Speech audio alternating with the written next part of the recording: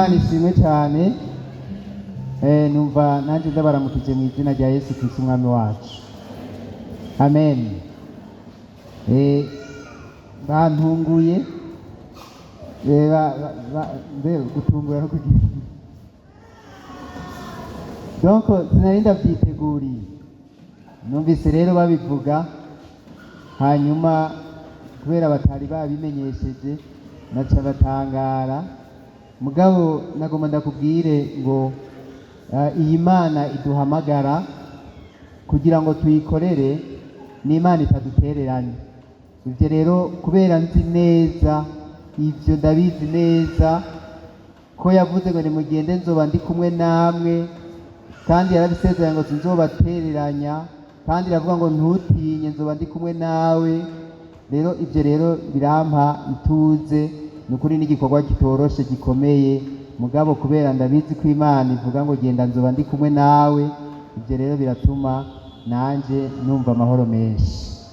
Imana ibahezagire cyane. Rero teme y'uno munsi canke ijambo ry'umutwe buramengo bijanye n'ivyo nyene, ni ijambo sinzi kuntu muza kubyakira, numvise mu mutima wanje twosangira uyu munsi. Ni ijambo rivuga ngo kwimuka. Kwimuka. Nagomba ndakubwire undamukirize uwo muri kumwe, umubwire ati niwimuke mu izina rya Yesu.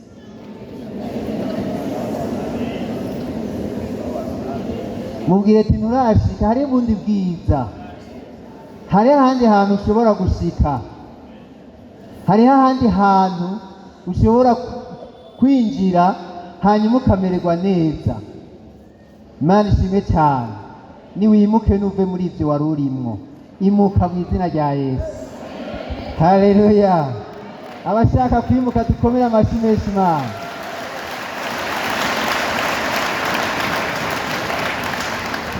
Naranezerewe cyane, mpemu yera ndamukunda, umwami wanje, Imana yanje. Iyo turiko turaganira aranezera kuntu asuka amavuta canke asuka amazi, hanyuma wari unyotewe inyota igashira. Haleluya. Numva mu mutima ijambo rituritse, ndiko ndavuga ati none mwami Imana, mwami Yesu, mpemu yera, qu'est-ce que je peux dire? Ni igiki nshobora kuvuga imbere y'ishengero ryawe, rya shengero ryawe watanguza ukavuga ngo nzibakira ishengero n'amarembo y'ikuzimu ntazorishobora. Novuga iki? Numva iryo jambo rize ngo kwimuka. Bwira abantu bimuke, bave mu bintu bari barimwo, bave mu byo bari bamenyereye, bimuke. Hari ahandi hantu heza nabateguriye. Haleluya. Numva ndanezerewe cyane yuko ndaja rero muri iki kintu cyo kwimuka. Iyo umuntu ashaka kwimuka, yubatse inzu nshasha, agomba kwimuka, hariho ibintu bisa n'ibishaje. Ibyo bintu bisa n'ibishaje abisiga hariya hantu yarari. Kubera iki? Kubera yari yimutse ahantu heza, ahandi hantu hashasha, kandi aho hashasha harasumba hambere. Cyasanga rero hariho ibintu iyo twimutse dutegerezwa gusiga. Amen. Hariho ibintu dutegerezwa gusiga, kandi icyo nkundira rero Imana yacu yiriko irakwimura, ni kwimura ikuvana ahantu heza ngo igusubize ahantu habi inyuma. Au contraire, cyane igihushane naho ikwimura ikujyana ahantu heza hasumba aho wahora. Tuve mu bwiza tuje mu bundi mu izina rya Yesu. Amen. Icyo kintu numva wokigumya, ndiko ndakwereka iyo turiko turaja ahantu, twimuke tuva ahantu twari turi tujya ahandi hantu hasumba aho twari turi. Amen. Hariho n'undi muntu kandi ashobora kuba yari ahandi hantu habi cyane atabyizigiro, mugabo ngomba ndakwimure mu izina rya Yesu Kristo, ndakujyane ndagushikane ahantu Imana yaduteguriye, ahantu hari ibyizigiro by'ubu n'iby'akazoza. Amen. Reka dusome amajambo y'Imana kugira ngo tubitahure rwose. Gusa amajambo y'Imana yari menshi, numva twosoma tuyasomere rimwe hama mvuga ari uko duhejeje kuyasoma. Abandika Abanyefeso igice cya 2 turahera ku murongo wa mbere tugeze ku murongo w'8.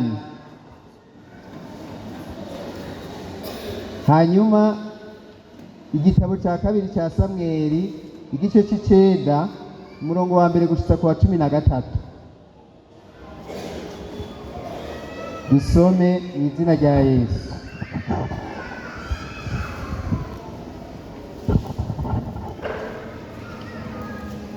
Ijambo ry'umutwe duhereye mu Banyefeso igice cya 2. Ijambo ry'umutwe riravuga ngo ubuntu bw'Imana nibwo budukiza gusa.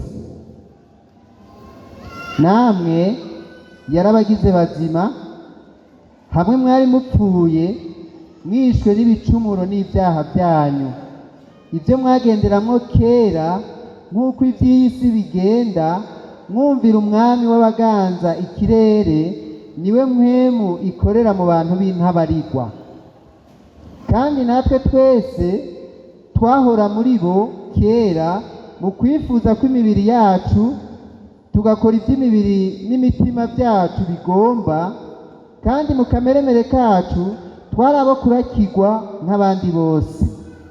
Ariko Imana kuko ari umutunzi w'ikigongwe, kubw'urukundo rwayo rwinshi yadukunze, hamwe twari tugipfuye twishwe n'ibicumuro byacu, yatugiranye bazima na Kristo. Ubuntu nibwo bwabakijije, yatuzuranye nawe, itwicarikana nawe ahantu ho mu ijuru turi muri Kristo Yesu, kugira ngo mu bihe bizoza yerekane itunga rihebuje ry'ubuntu bwayo mu kutugirira neza muri Kristo Yesu. Ubuntu nibwo bwabakijije kubwo kwizera, nabyo nyene ntibyavuye kuri mwebwe, ni ingabire y'Imana. Amen. Dusome igitabo cya mbere cya Samweli, igitabo cya 2 murambabarira, igitabo cya 2 cya Samweli igice c'9 turahera ku murongo wa mbere dushitse ku murongo wa 13. Tugomba turabe akarorero k'umuntu yimutse, Imana ikamwimura by'ukuri, ikamukura ahantu hatari heza ikamushyira ahantu hatangaje heza. Mu rupapuro rw'amajana 356 mu isezerano rya kera, igitabo cya 2 cya Samweli igice c'9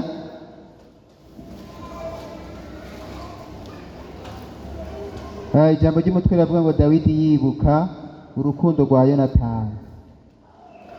Bukeye Dawidi arabaza ati, mbega hari agasigarira mu nzu ya Sawuli koba kakiriho, kugira ngo ndamugirire neza ku bwa Yonatani?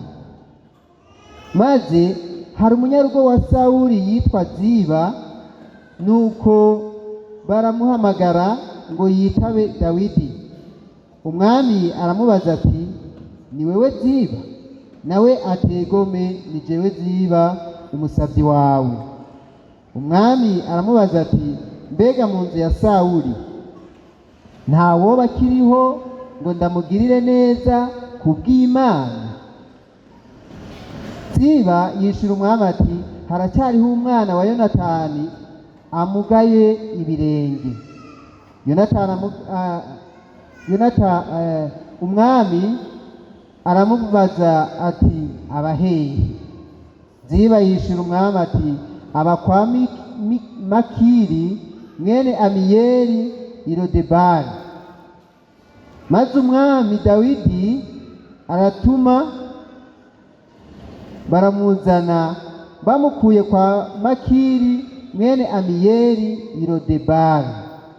Nuko Mefibosheti mwene Yonatani umwuzukuru wa Sawuli arenguka imbere ya Dawidi, akubita inkoro hasi aramwunamira, maze Dawidi aravuga ati Mefibosheti, aritaba ati sabwe. Dawidi aramubarira ati mpore, ntacyo utinya, kuko ntazobura kukugirira neza ku bwa so Yonatani, kandi nzogusubiza amatongo yose ya sogokuru Sawuli, kandi uzohora urira ku meza yanje na ntaryo. Arasubira aramwunamira ati mbega jewe umusavyi wawe n'inda n'indesho, nari iki kundoresha ko n'ijisho kandi ndimbwa ipfuye? Umwami araheza ahamagaza Ziba, yari umunyarugo wa Sawuli, ati ivyari vya Sawuli byose, ivyari ivyabo mu nzu yiwe bose, mbigabiye mwene shobuja. Nawe uzuhore umurimira, mwe n'abahungu bawe n'abantu bawe, mumushikirize imyimbu, kugira ngo mwene shobuja adahore abona ibimutunga. Ariko Mefibosheti mwene shobuja ubwiwe azohora arira ku meza yanje na ntaryo. Kandi Ziba yari afise abahungu 15 n'abantu atunze 20. Maze Ziba yishura umwami ati ibyo mbariye byose jewe umusavyi wawe, niko nzobigenza mwami wanje nyene ingoma.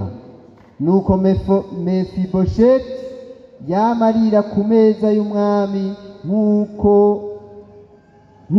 nk'uwo mu bana b'umwami. Kandi Mefibosheti yari afise akana k'agahungu kitwa Mika. Nuko abo mu rugo rwa Ziba bose baba abantu ba Mefibosheti.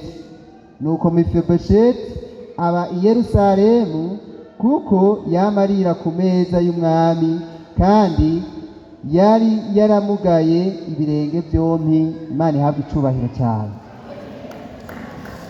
Yego, reka tuyikomere amashi, iyo Mana yabereye. Dusomye amajambo menshi, ariko yose ariko aratwereka aho umuntu ava akimukira ahandi. Turavye aya majambo ya mbere, Pawulo abwira Abanyefeso, ariko arabereka yuko hari ahantu bimukiye, abwira ishengero ko hari ahantu bavuye n'ahandi bagiye. Donc arababwira ngo hamwe mwari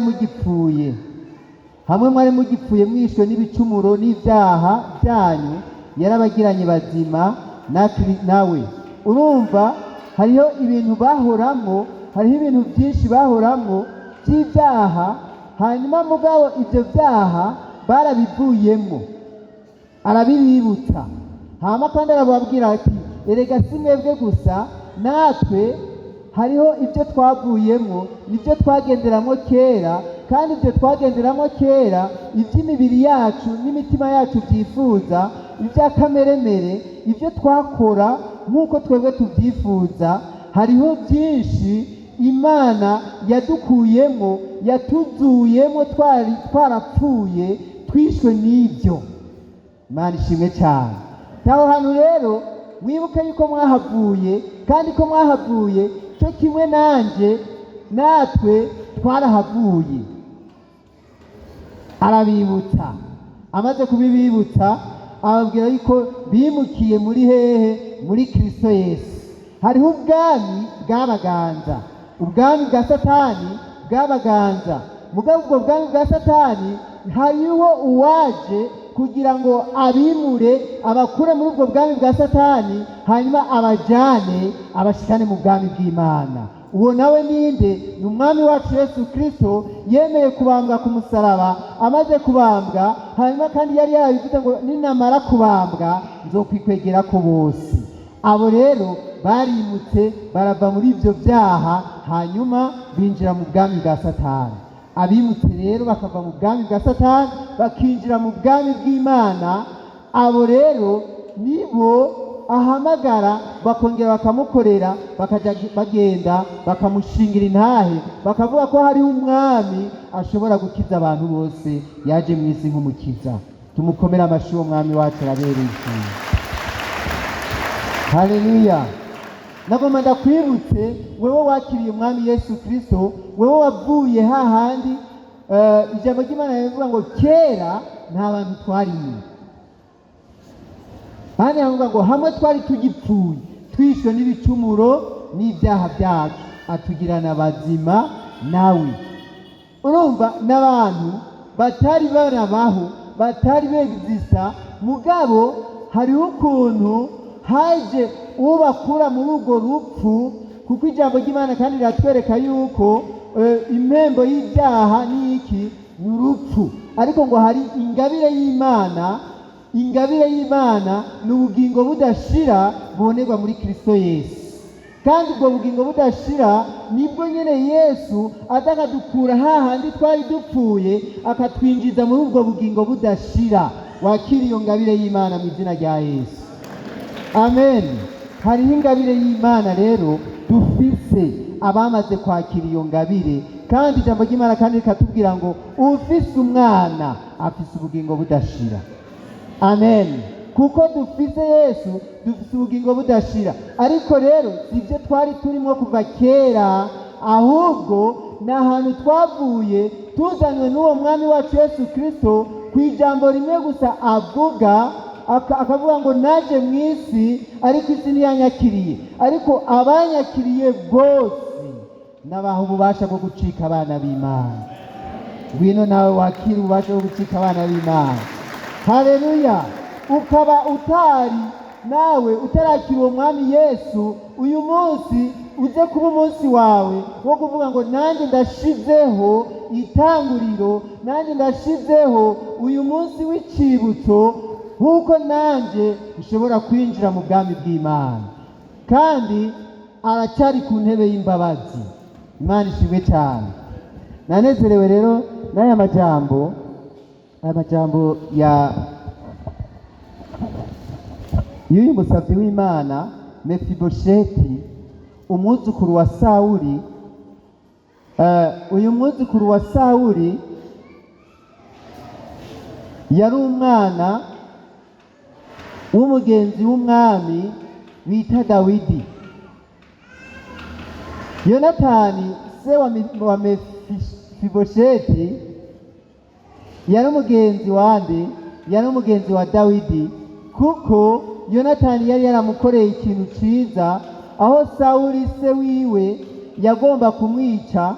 Hanyuma mugabo Yonatani kuko yakunda Dawidi akagenda aramuburira, hanyuma no kumunyegeza, mbere akamunyegeza. Hanyuma rero Dawidi ivyo byaragumye mu mutima wiwe.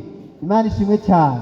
Ariko ikintu gikuru ngomba kukubwira nuko iyi Imana igomba gukora, iyi Imana igomba kukugirira neza, ibintu hari haciye imyaka myinshi, Imana iraza ikabyibutsa kugira ngo wewe utabagwe. Haleluya. Erega uyu mwami Dawidi kugira byibuke, hariho ahantu yavuze ngo ku murongo wa 3 ngo umwami arambaza ati, mbega mu nzu ya Sawuli nawoba akiriho ngo ndamugirire neza kubw'Imana?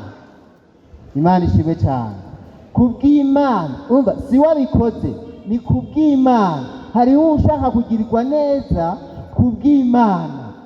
Hanyuma rero uyu akaba afise umuntu yakora kwa Sawuli yitwa Ziba, avuga ati hariho amasigarira, hariho umwuzukuru mugabo n'akantu kamugaye ibirenge, n'akantu kamugaye, kasa nk'akantu mengo nikaboneka, kasa nk'akantu katazwi, mugabo kuko Imana yamwiyumviriye ko. Haleluya. Kuko Imana yamaze kumwiyumvira ko, ikoresha Dawidi kugira ngo Mefibosheti atabagwe, kugira ngo Mefibosheti yimuke ava aho yarari. Aha hantu Mefibosheti yarari nagerageje kuhiga muri Google, ndaraba aho hantu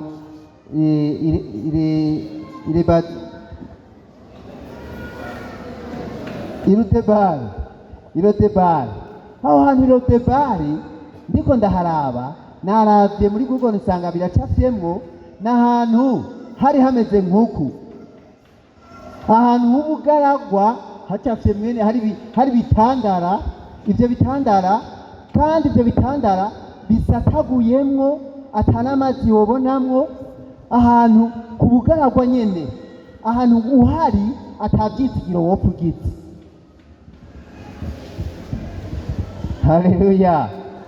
Ngerageje kuharaba n'ahantu hatomera akatsi, n'ahantu hatari ubuzima. Hariho ahantu wewe woba uri warataye ivyizigiro, ukabona ati jewe aha hantu ninde azohankura, ahantu kugira nze ndahave, sinzi ko ari icyaha cyangwa ari akari gatotezo k'umugwanizi aza akakwifatira hanyuma akagushira ahantu. Amaze kugushira ahantu ukabona yuko jewe aha hantu ndabona yuko n'Imana yarampevye.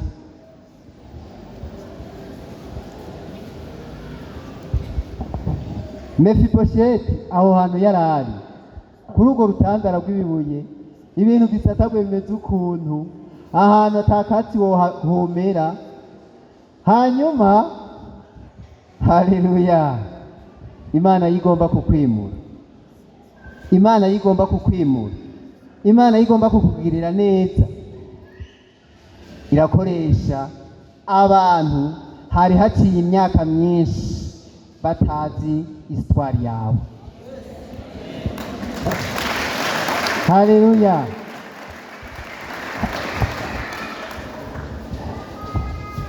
Umwami arabaza, Ntawasigarira y'umwami Sawuli? Nta n'umwe.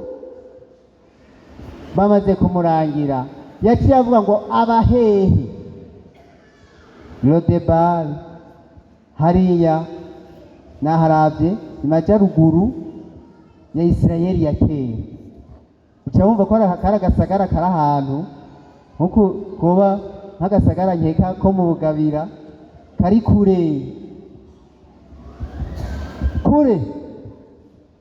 kure gose. Hanyuma haleluya, haleluya, aca bavuga ngo genda mumuzane, genda mumuzane, genda mumuzane, uwo nyene genda mumuzane. Uyu munsi waje mu ngoro y'Imana, kandi uyu munsi ko waje mu ngoro y'Imana utaha utabawe mu izina rya Yesu, utaha itago cyawe kikuvuyeko. Abo ngo nimugende mumuzane. Bagenda baramuzana, avuga ati guhera ubu wewe Ziba, haleluya, wewe Ziba nabutunze n'abana bawe muzomuhora mugenda mu mirima mukora, muzana ivyimburwa mushira Mefibosheti. Haleluya! Baragenda baramuzana. Hanyuma twibukanye ko Ziba batubwiye yuko afise abana bangahe? Yari afise abana 15. Hanyuma akagira n'abandi atunze bangahe? 20. Bose hamwe babaye bangahe? 35. Gushirako na Ziba bose bazomukorera n'abantu 36.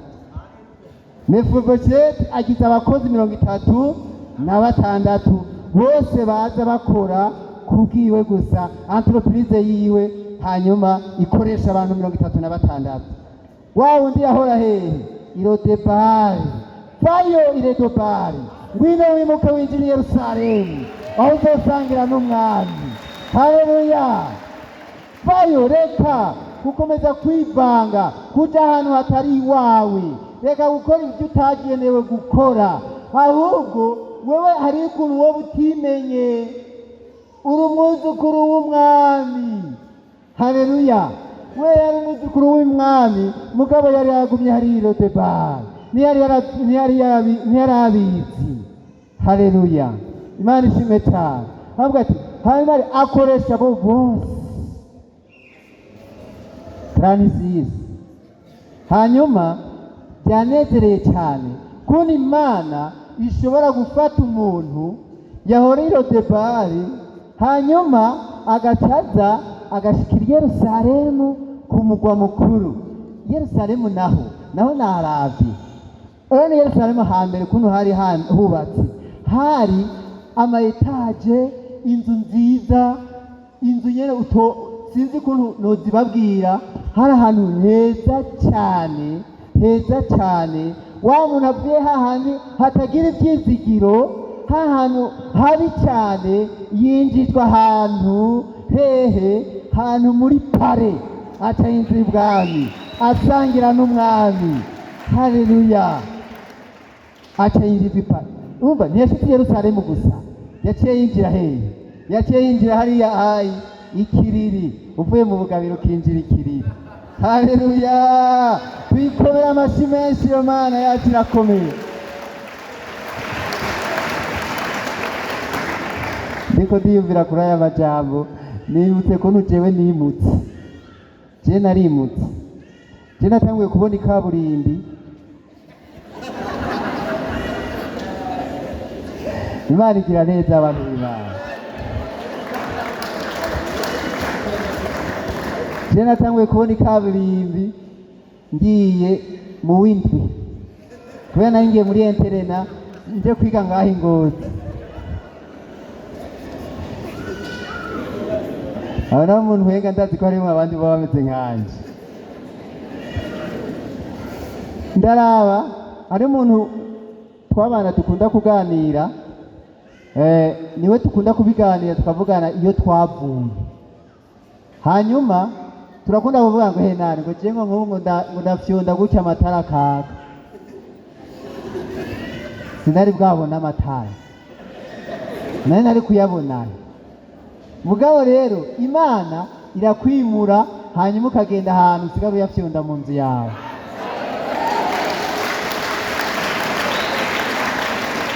Haleluya. Fete niko tumeze abavuga butumwa dushinga intahe y'ivy'Imana yadukoreye, kandi ivy'Imana yakoze nivyo dukwiye kuvuga. Imana yaranyimuye irankura aho hantu, ubu nicaye ngaha handi. Amen. Kandi natwe ariko rero ndagomba ahanini tuvugane iki kintu cyo kwimuka, kuko turafise ahantu turiko turimuka tuja. Imana ishimwe cyane. Nidute intumbero canke utwiyumvire ngo twimukira mu mazu meza ayo ngaha mw'isi, ariko turafise amazu Yesu yaduteguriye, ateguye iriya 2000 irenga. Kandi ayo mazu amazu Yesu ariko aradutegurira, aho hantu niho ndiko ndagomba kukubwira kugira ngo bari huzo wimukira. Haleluya. Kuko aho niho umwami Imana byamuteye gutuma atanga umwana wiwe Yesu Kristo kugira ngo aze mu isi acungure abari mu isi bose. Umwizera wese ahabwa ubugingo budashira kugira ngo aze yimukire muri ayo mazu. Haleluya. Kwimuka nyako ni ukwimuka tukiri hano mu isi. Hari ibintu twimuka tukavamo ibidahimbara Imana, bya bindi wahoramwo. Hari ibintu uba wahoramwo warabivuyemwo. Aho rero kuba amaze kubivamwo urafise ibindi bintu utaramenya, kuko tuva mu bwiza tuja mu bundi, hanyuma ukagenda uragirirwa neza n'Uhoraho. Haleluya.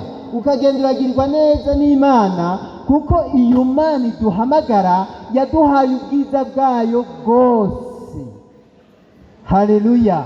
Niho tugenda rero turabohoka kimwe ku kindi, kuko hariho ibintu dutegerezwa guhindukako, kuko Imana yasezeranye umwami Yesu Kristo yuko akatweza akazotwishira turabera nk'uko n'abari wera. Imana ishimwe cyane. Kuko hariho amazu twateguriwe, ayo mazu rero turakeneye kuzoyashika mu izina rya Yesu. Amen. Niwimuke uve muri ibyo bintu urimo, hanyuma uhagararaho Imana yaguteguriye guhagarara. Yesu abahezagire cyane.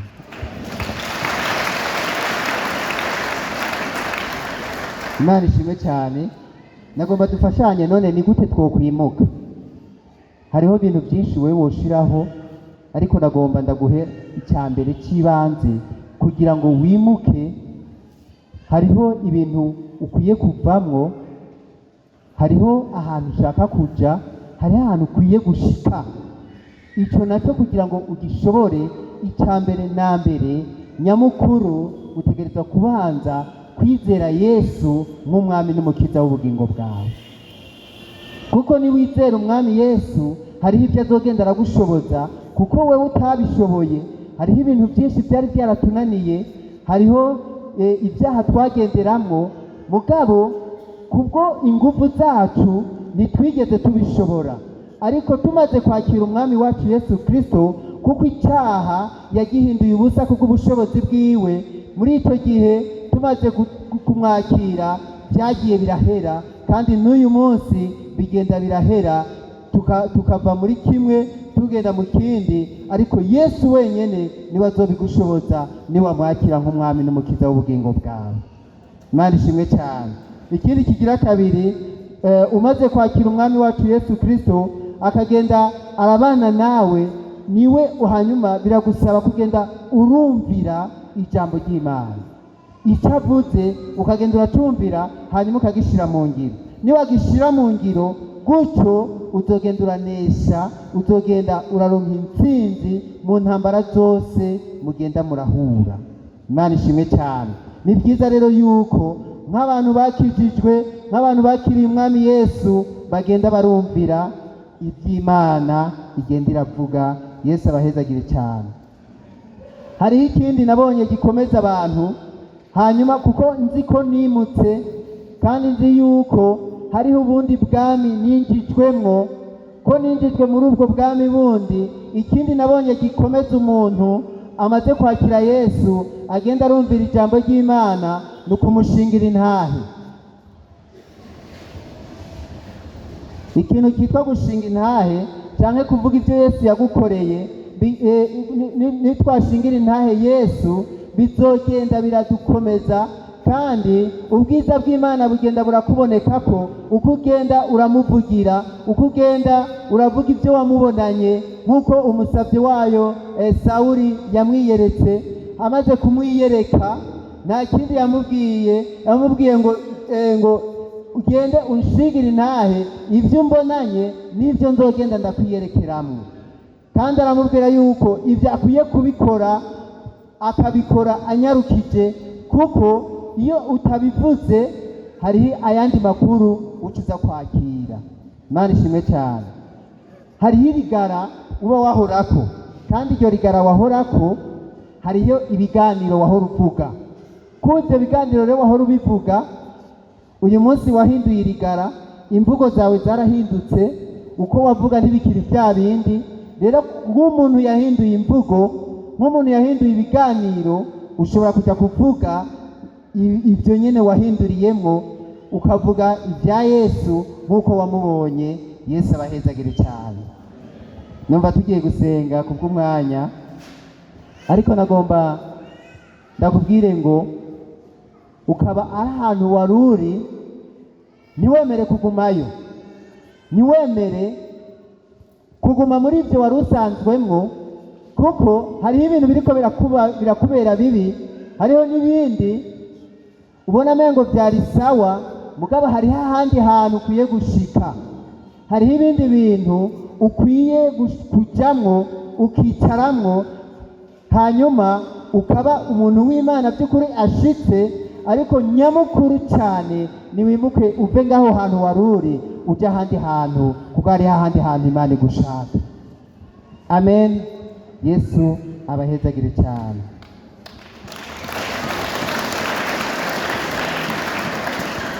Numva ngomba ngo dusenge Imana, twubike amaso yacu, twiyumvire ni hehe nkwiye kwimuka, ni kihe kintu nkwiye gukora kugira ngo mve mwa bino bintu nje ahandi hantu heza, irodebari hanje ni hehe, hariho irodebari hawe, ariko nagomba ndakwibutse yuko turafise Imana ihindura amateka, turafise Imana ishobora kudusubiza n'ibyo twanyazwe. Imana ishimwe cyane. Uyu muntu w'Imana hariho ibyo yari yaranyazwe. Hano ku murongo w'indwi batubwiye ngo Dawidi aramubarira ati mpore ntacyo utinya kuko ntazobura kukugirira neza ku bwa so Yonatani, kandi nzogusubiza amatongo yose ya sogokuru Sawuli, kandi uzohora urira ku meza yanje na ntaryo. Ibaze umuntu yahora hariya Lodebari yari twabonye ko hari ahantu hatagira ibyizigiro, hari ahantu kure, mugabo hariho ibyasekuruza umwami byari bihari, hanyuma abwirwa yuko azobisubitwa. Iyo tumaze gushitswa rero muri ubwo bwami bw'Imana, hari ibyo twanyazwe n'umwansi, ibyo twanyazwe Imana yacu irabidusubiza. Turagomba gusenga Imana. Winjire aho hantu, mwumva yuko hari ahandi hantu ushobora gushika. Urashobora nawe kwinjira i Yerusalemu, urashobora nawe ukava i Lodebari ukinjira i Yerusalemu, kandi en plus y'ibyo ukarira ku meza y'umwami. Yesu arimwe araguhamagara, Yesu aragukeneye, kandi aragomba kukugirira neza, nk'uko amajambo ya mbere twabonye, hamwe twari tugipfuye twishwe n'ibicumuro n'ibyaha byacu, yatugiranye bazima nawe, kandi ubuntu nibwo bwadukijije kubwo kwizera. Nta kintu na kimwe twakoze, ariko n'ubuntu bw'Imana budukiza gusa. Hariho rero umuntu ngomba ngo dusengane. Turagomba gusengana n'aba bantu babiri. Umuntu wa mbere ndagomba ngo dusengane ni uyu muntu ashaka kwimuka akava mu bwami bwa Satani akinjira mu bwami bw'Imana. Hariho ubwami twahora dukorera, hariho ubwami twahora turimo, bugenda buraducinyiza, bugenda buratwereka ibitari byiza gusa, intimba n'akabonge, ugasanga byarishe umuntu ugasanga nta mahoro afise. Ariko nagomba ndakurangire aho ukwiye kwakira amahoro, aho ukwiye kwakira umunezero, aho ukwiye kwakira ibyizigiro bishasha, aho naho ni hehe? Nukuza kwakira umwami wacu Yesu Kristo. Ukaba urimwo ugomba kwakira Yesu, ubigaragaze n'ikiganza cyawe, utuze ikiganza tuje tugufasha gusenga mu izina rya Yesu. Ukaba ushaka kwakira Yesu, utuze ikiganza tugufashe wimuke nawe winjire mu bwami bw'Imana mu izina rya Yesu Kristo. Hari abadugije n'abandi babishaka kwakira umwami wacu Yesu Kristo. Ngwino wakire ubugingo budashira, ngwino wakire amahoro n'umunezero, ngwino wimuke va muri ibyo bintu urimwo, winjire kwa Yesu. Yesu azokugirira neza, Yesu azogendera gutabara. Hariho ibintu byinshi tutishoboza, mugabo umaze kwakira Yesu nk'umwami n'umukiza mu buzima bwawe, araza akakugirira neza, araza akagutabara. Ngwino nawe wakire umwami wacu Yesu Kristo, azogenda araguha bya bindi byose, amahoro n'umunezero. Niwe bitanga, niwe wenyine twabonye ashobora kudutabara, niwe wenyine twabonye ashobora kudukiza. Abandi bose byabananiye, Yesu akaza akakugirira neza. Kaburi hano duze ikiganza, duze ibiganza tubasengere, mwakire umwami Yesu abagirire neza. Sinzi ko hariho ubundi iyo bahari, tunyarukije kubw'umwanya. Duze ibiganza, Yesu abahezagire cyane. Urashaka kwinjira nawe niwimuke, urashaka kwinjira mu bwami bw'Imana, urashaka kuzobana na Yesu, urashaka kugirirwa neza, duze ikiganza mu izina rya Yesu. Duza cyane, ibiteye isoni, ahubwo ni ubugiriwe neza. Kandi ni ukuri nagomba ndakwinginge mu rukundo rw'Imana, nta n'ikindi umuntu yoronka aguha, nta n'ikindi umuntu yoronka kubwira atari kwakira uwo mwami akazogendera kugirira neza. Birashoboka yuko nawe ubona uri ahantu kure, uri ahantu nta byizigiro, urabona yuko menga ibyawe byarahebwe, ariko nagomba nakubwire nta yindi nshuti woshobora kuronka iguha amahoro, nta yindi nshuti woshobora kuronka ikugirira neza atari kwinjira muri ubwo bwami, atari kwinjira kwa Yesu akakugirira neza. Abadugije ndabasabe mu byagurukeho muri tubasengere. Yesu abahezagire cyane. Dukomere amashyi menshi Imana. bariko barakoma amashi, reka ndabasabe mushike hano imbere tubasengera Imana. Ukaba nawe urimwo, ndakwinginga mu rukundo rw'Imana, ntutahe uko, nawe ntutahe utakiriye umwami Yesu, ntutahe utaje kugirirwa neza. Yesu aragomba kukugirira neza, kandi aragomba kugukiza, aragomba kukubohora. Hariho ivyari vyarananiranye, ariko aragomba kukwimurira mu bwami bwiwe, aragomba kukwimurira aha azohora agufasha, mubane hafi. Yesu aragukeneye. Ukaba urimwo nawe, turaguhaye ikaze, unyaruke tugufashanye gusenga. Umwanya ni mutoyi cyane. Ukaba uriho nawe, uze hano imbere tugusengere mu izina rya Yesu. Yesu abahezagire cyane. Ukaba urimwo, ndakwinginga mu rukundo rw'Imana, karibu ngaha wakire Yesu n'ibimara amazi. Komera amashi menshi kubw'uwo nawe. Yesu abahezagire cyane. Sinzi ko hariho uwundi nawe turakurindiriye, dushaka kugusiga ngo utahe uko. Yesu aragukeneye, kandi Yesu aragomba kukugirira neza. Yesu n'umutabazi, n'umwizigirwa, azokubera umwizigirwa. Twe twaramubonye atubera umwizigirwa, yagiye adutabara muri byinshi. Ukaba nawe uriho, tukwinginge mu rukundo rw'Imana, ushike hano imbere nawe tugufashe gusenga. Nawe Imana ikugirire neza. Haracyariho imbabazi z'Imana, kandi imbabazi z'Imana zamaho ibihe bidashira. Ukaba uri hano, ntubu umuhombe. Ndazi ko hariho amajwi ariko arakubwira ngo yangwa ivyo ngo byihotse, ariko ni Satani. Tsinda Satani mu izina rya Yesu. Mutsinde, ushike hano tugusengere. Amen. Mutsinde mu izina rya Yesu. Amen. Amen. Nawe ngwino mufatanye n'uyu mwene data aje, karibu nawe tugufashe gusenga. Yesu arakugirira neza, kandi Yesu yogukiza nawe, arashaka kukugirira neza. Uyu muntu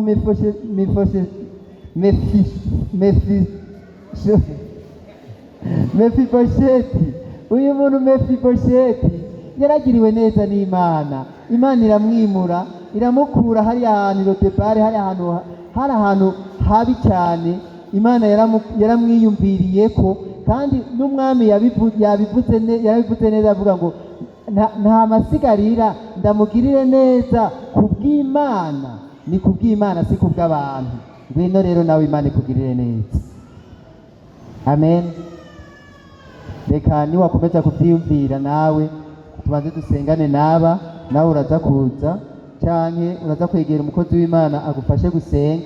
Yesu abahezagire cyane. Turabakeje, dukomere amashi menshi Imana. Amen. Turabakeje, muhisemwo neza cyane, muhisemwo umugabane mwiza, kandi uwo mugabane ni umugabane mwiza ukomeye cyane. Rero ndabasabe dusenge Imana, ariko ishengero ryose namwe ndabinginga, umwe wese arondere kwimuka.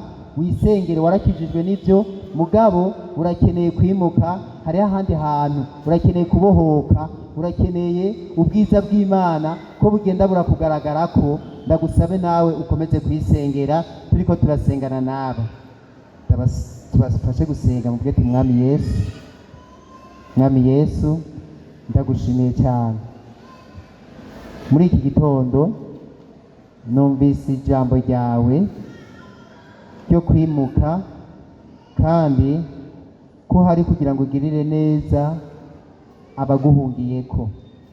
None Mwami Yesu, ndaje kuri wewe, ndaguhamagaye mu buzima bwanje bwose, ngo ungirire neza nk'uko wagiriye neza umuntu w'Imana twumvise. None Mwami Yesu, ndakwakiriye, umbere umwami, umbere umukiza w'ubuzima bwanje. Amahoro yawe uyangabire. Ndakiriye imbabazi zawe. Ibyaha nakoze byose, ibyo nakoze ndabizi, n'ibyo ntazi byose ubimbabarire. Mwami Yesu, unyandike mu gitabo cy'ubugingo, umfute mu gitabo cy'urupfu, maze igihe waje gutora ishengero nanje nzobe ndimwo. Guhera uyu munsi ndakijijwe, mbaye umwana w'Imana. Ndakijijwe, mbaye umwana w'Imana. urakoze kunyemeye, urakoze kunyemeye ukangira umuraganwa na Kristo. Urakoze mwami Yesu kumpariye ibyaha byanje byose, kungiriye neza. Amen. Tubasengere. Mana data wa twese uri mu ijuru, turaguhaye icubahiro kandi turagushize hejuru. Turagushimiye mwami kubw'aba bantu bawe mwami bitahuye bakaza mwami kugira ngo bakire ubugingo, kandi ari wewe bugingo nyene budashira. Ubagirire neza mwami, ubarinde impande zose mwizigirwa. Turabasengeye ngo amahoro yawe n'umunezero byo muri mpwemu yera kugira ngo byuzure ubugingo bwabo. Mwami Yesu, turabatuye ko amahoro n'umunezero, turabatuye ko umugisha wawe mwami, turabatuye ko uburinzi bwawe mwami. Ibyo umwansi yari yarateguye ku buzima bwabo byose turavuze ngo birahindutse mu izina rya Yesu Kristo. Turahinduye ubuzima bwabo mu izina rya Yesu. Mwami Mana, turabasengeye ngo ubwiza bwawe bukomeze kubabako, amahoro yawe mwami Mana yuzure mu mitima yabo, maze mwami icubahiro cyawe mwami Mana kibabeko. Ibyo umwansi yabavuze ko byose turabivuguruje mu izina rya Yesu Kristo. Turahamagaye mwami Mana ubwiza bwawe, turahamagaye icubahiro cyawe. Ibyo satani n'abadayimoni byose babavuze ko byose turabihinduye ubusa. Imwe mu bina abadayimoni babure kububasha, iby'ubupfumu n'uburozi babure kububasha mu izina rya Yesu Kristo. Turabatuye ko ubushobozi bwawe, turabatuye ko amahoro yawe, turabatuye ko agakiza kawe, maze mwami uburinzi bwawe, imbabazi zawe no kugira neza kwawe bibakurikire mu izina rya Yesu Kristo umwami wacu. Amen. Amen. Dukomera amashyi menshi Imana kubw'urukundo rwayo no kugira neza kwayo. Reka twese tubyaguruke dusenge. Wamaze kubona aho ukwiye kwimukira ahariho, kandi wamaze kubona ibyo ukwiye gukora kugira ngo wimuke. Rero ahawe kumvira ijambo ry'Imana, kandi niwumvira ijambo ry'Imana uzogenda urabona ibintu byinshi bihinduka. Hanyuma kandi no kumushingira intahe birakenewe cyane kugira ngo umenyeshe abaremwe bose ibyo ubutumwa bwiza buvuga, ibyo umukiza wacu yakoze, ibyo kugira neza kwiwe kwakoze muri wewe. Numva ngomba ngo dusenge, umwe wese yisengere mu izina rya Yesu Kristo. Mana data wa twese uri mu ijuru, mu izina rya Yesu Kristo turagushimiye kandi turaguhaye icubahiro Mana yo kwizigirwa.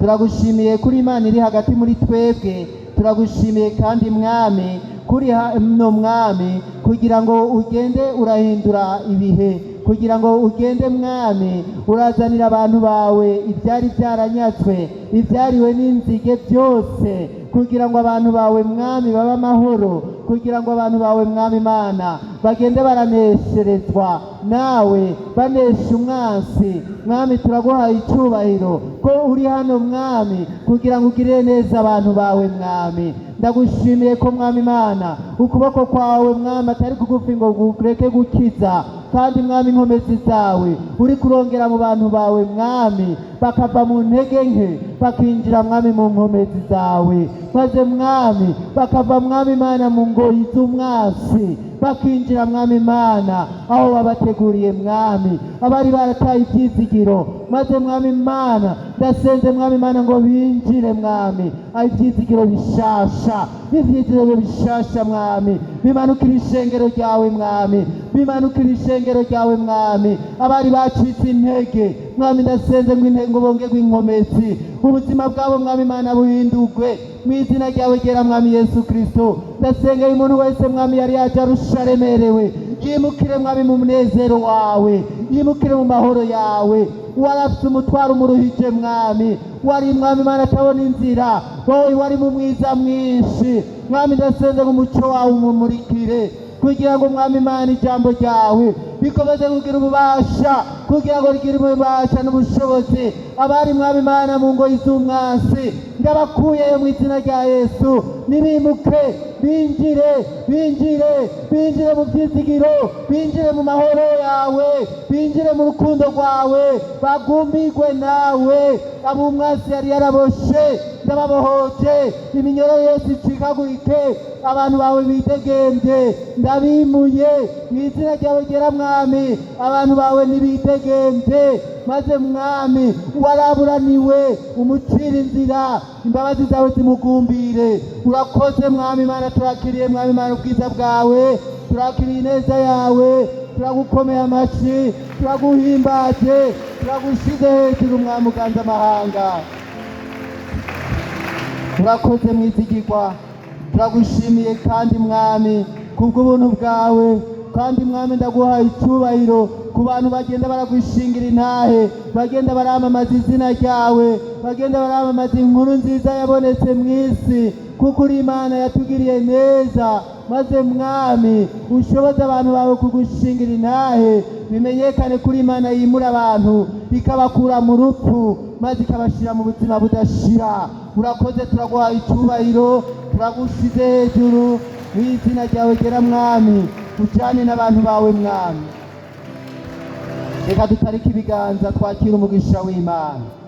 Mwami nyenamahanga mukunzi mwiza, wowe urabira ibiganza mwami biri imbere yawe mwami, kugira ngo mwami uhezagire umuntu uwo ari we wese mwami. Ndahezagiye mwami Imana y'ishengero ryawe, ibikorwa bakora mwami, amaboko y'ibikorwa byabo ndayahezagiye. Niba ibiganza mwami bitaritswe imbere yawe mwami Imana ubahezagire mu twato bacumbamwo, uwiganyira ntakongere kwiganyira, warafise agahinda ntakongere kugira agahinda, ariko mwami Imana wihindura ubusa kugira ngo abantu bawe banezerwe. Umugisha wawe ubomeko, amahoro yawe abomeko, ineza yawe ibomeko, ukubohoka mwami Imana no guharirwa ibyaha bibakurikire, kuko uri Imana ihambaye kandi igira neza. Urakoze mwizigirwa, turagukomeye amashi, turaguhimbaje, turakiriye intsinzi yawe, icubahiro, ubwiza, ukuninazwa bibi byawe uhereye uno munsi ndetse n'ibihe bitazoshira.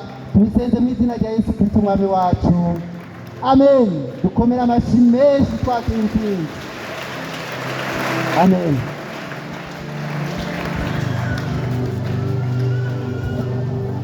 Hanyuma turibukanya yuko abiga uno munsi baca bamanuka aho hasi, niho bigira. Yesu abahezagire cyane. N'abatariyandikisha murahawe ikaze, barashobora guca babandika. Yesu abahezagire.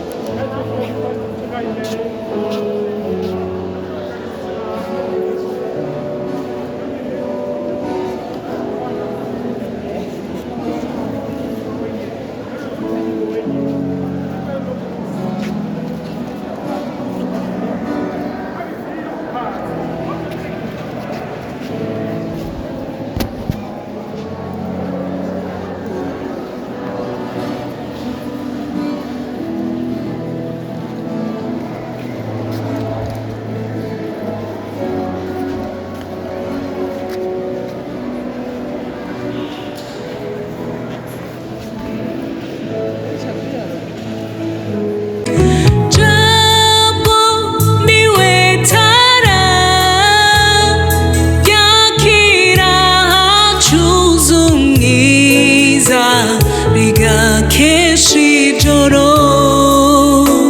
ry'umubuzima